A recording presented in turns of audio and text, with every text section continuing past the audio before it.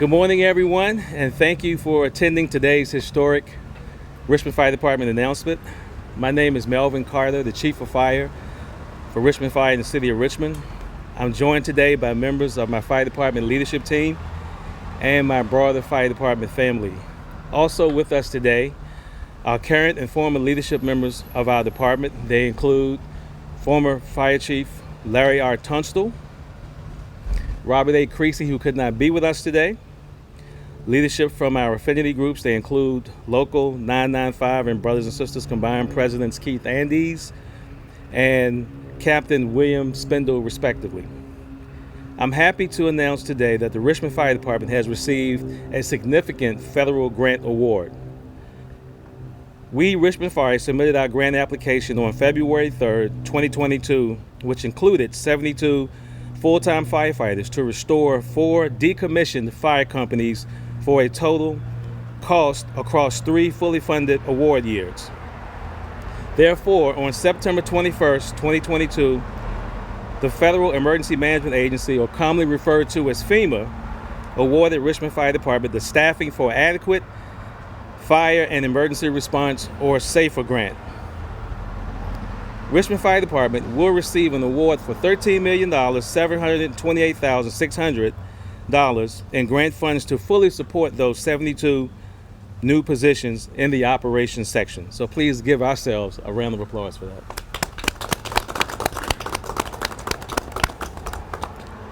This has been a combination of a multi-year effort to restore disbanded fire companies across previous leadership. That's why one of the reasons today Chief Tunstall and Chief Creasy were both asked to join us. Since 1970, 13 Richmond fire companies have been disbanded, and this effort goes a long way to bring us back to a position that we support the current future growth of the City of Richmond. This award directly supports our communities, and as I previously stated, the ongoing, the planned, and the future growth of our burgeoning city. These positions will be used to create 4 18-person fire companies, including 1 engine company, that's the smaller engines that carry water and fire hose, and 3 truck companies, and these are the units that you see that are typically longer and has a large ladder on the top of it. This award is significant because with only $560 million in federal funds available for the entire country, this meant that the SAFER grant process is highly competitive. FEMA received 1,585 applications totaling over $2.5 billion in requests for this grant cycle. As stated, this has been an ongoing effort since 2018 to get to this announcement today. The grant was supported by current and historical data and trend analysis and will directly support the emergency and non-emergency response to the City of Richmond and the Richmond residents. This grant also reduces our reliance on our regional partners while also increasing our capacity to support them when needed. The hiring of these positions will be addressed through the current recruitment policy and recruitment effort, and yes, we are hiring. We are currently accepting applications for the position of fire recruit. We have 2 open houses planned, one occurring this Saturday at Fire Station 17, and again on next Thursday at Fire Station 1, and more details are available upon request. The starting pay for fire recruit is $49,900, culminating to $51,913 upon successful completion of the Recruit Academy. A career in the fire service is one of the greatest careers in the world, as I'm sure the men behind me will attest. Therefore, I want to thank Mayor Stoney and his supportive administration, as well as our Richmond City Council, for their ongoing support, not only for the fire department, but for the broader public safety entities. This is a wonderful moment in our 164 history of the Richmond Fire Department, and I just want to thank everyone involved. Thank you. Those concludes my remarks. Are there any questions? Now, when you say this supports the community, can you talk a little bit about the impact of having this additional, those positions or trucks? I mean, what does that mean as far as how you guys respond in the field? That means, number one, that our response times will improve to emergencies. That also means there will be additional personnel available for our own personnel. Our own personnel will not have to wait longer times to have the help and the support on scene that they may need to protect them and to pull them out of unsafe situations. Right now we have 4 truck companies, 2 north, 2 south, and on some occasions we can wait up to 20 minutes for a truck to get to the place it was dispatched to, and that's truly unacceptable. This effort goes a long way, primarily to make sure that our people are safe when executing the mission that the citizens expect us to do. It also reduces the time from dispatch to arrival for all of our fire companies to achieve an effective firefighting force. With this grant money now, what is kind of the goal as to getting these positions filled and stuff like that? Is there a timeline you guys are looking at? So thankfully and fortunately, we are currently recruiting for the position of firefighter. As many of you are aware of, right now the fire department has 48 vacancies in the operations section. Those vacancies will be cut by more than half on October the 20th when 27 recruits graduate from the Recruit Academy. But that still leaves a balance of roughly about 20 other firefighters vacancies that need to be filled. Therefore, we have an ongoing recruitment process that we're currently hiring for. These 72 positions will be part of the ongoing recruitment process. The grant award period starts in March of 2023, and we have a year to fulfill that award, and I am confident that the fire department will meet that match. Is this just a one-time grant? This is the one-time grant for this award cycle.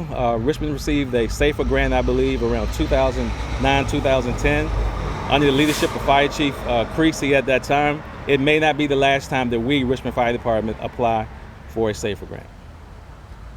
Now, when you say that 13 fire companies have been disbanded since 1970, I mean, why do you think that that's been the trend over time? Well, as you know, the city's population is right now north of 230,000. But at one point, the city's population dipped below 200,000. And so call volume for the City of Richmond for the fire department has increased more than 700% since then. And therefore, there have been many days and many nights that we barely had enough resources to respond to the needs of our citizens. So therefore, these fire companies will go a long way to ensure that we have the redundancy to meet that mission, and as I alluded to earlier, rely less on our regional partners. Our regional partners do a fantastic job supporting us when needed, but the city has the fiduciary responsibility of making sure that we have the capacity and resources to meet the mission of our citizens, and this grant does that. How do you expect this to kind of improve just your staff's overall kind of well-being, mental health? I mean, I imagine that operating when you have strained resources, not enough staff, it can be extremely difficult. So I assume that there's going to be an improvement there. Mental health and well-being. How does that improve mental health and well-being? First of all, it will definitely get more resources on the scene quicker, which improves their health overall. It will reduce the number of risks that our people are that are associated with firefighting and other hazards associated with this profession. It gets them on scene quicker, be less reliant on, as we've been discussing internally as well as through the media, mandatory overtime.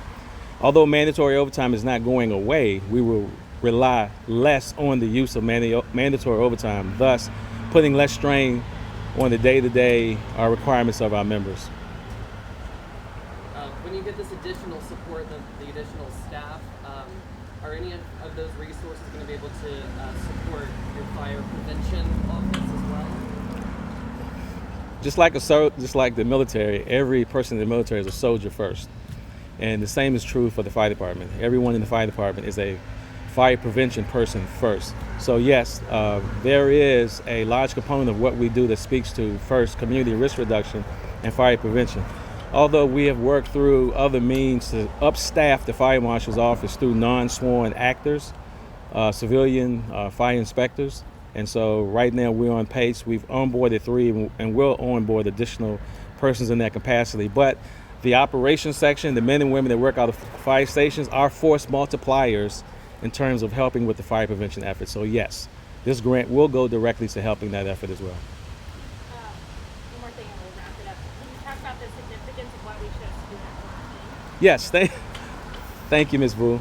One of the reasons we chose Station 14 because this is one of the fire stations that used to house 2 fire companies. This is one of the fire stations whose second unit was disbanded. And to my right, you'll see the apparatus that was used since the 1920s that served this community. As I said, Richmond Fire Department has been serving Richmond City since 1858. And this fire station has been here for nearly 100 years. And so we are restoring one of those critical resources that's planned for this station.